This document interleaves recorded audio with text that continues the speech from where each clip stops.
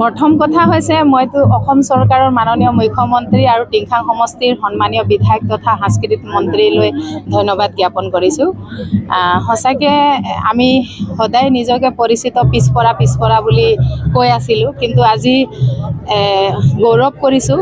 আৰু প্ৰত্যেকটো চুকে কোণে থকা বাগিচাই হওক বা বস্তি হওক, এই চাহ জনগোষ্ঠী আদিবাসী বুলি ক'লে বহুত জনগোষ্ঠীৰ লোক ইয়াত সোমাই আছে আৰু প্ৰত্যেকটো জাতি জনগোষ্ঠীক সাঙুৰি লৈ কিনে আজি এই বিশ্ব অভিলেখ গঢ়াৰ যি উদ্দেশ্য চৰকাৰখনে ল'লে বা আমাৰ সাংস্কৃতিক মন্ত্ৰী ডাঙৰীয়া এই উদ্যোগ গ্ৰহণ কৰিলে, সঁচাকৈ এইটো গৌৰৱৰ বিষয়।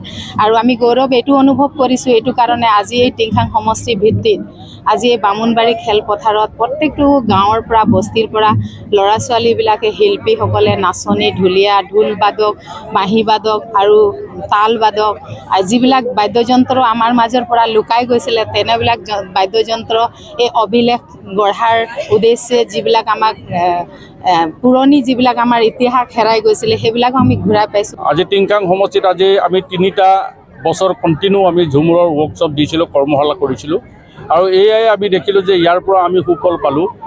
অসমৰ বুকুৰ টিংখাঙৰ পৰা গৈ মানে বিশ্ব দৰবাৰ প্ৰতিষ্ঠিত হ'ব। আজি ঝুমুৰ আমি সঁচাকৈ আনন্দিত, আজি উৎফুল্লিত হৈ পৰিছোঁ যে বিশ্ব দৰবাৰত ঝুমুৰক প্ৰতিষ্ঠিত হ'ব। ইয়াৰ লগে লগে আজি আমি টিংখাং সমষ্টিৰ এই ৱৰ্কশ্বপটো কৰ্মশালা আমি সুন্দৰভাৱে প্ৰতিষ্ঠিত কৰিছোঁ, অনুষ্ঠিত হৈ আছে।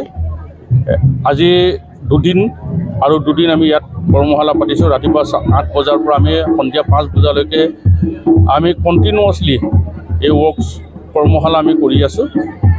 ভুলভ্ৰান্তি যিখিনি হৈ আছে আমি শুদ্ধ কৰিবৰ কাৰণে চেষ্টা কৰিছোঁ। আমাৰ মাষ্টাৰ ট্ৰেইনাৰ আছে 17 গৰাকী, এই 17 গৰাকীয়ে নজৰত ৰাখিছে আৰু আমিও যি ধৰণে কাম কৰিব লাগে তেনেধৰণে আমি কৰি গৈছোঁ।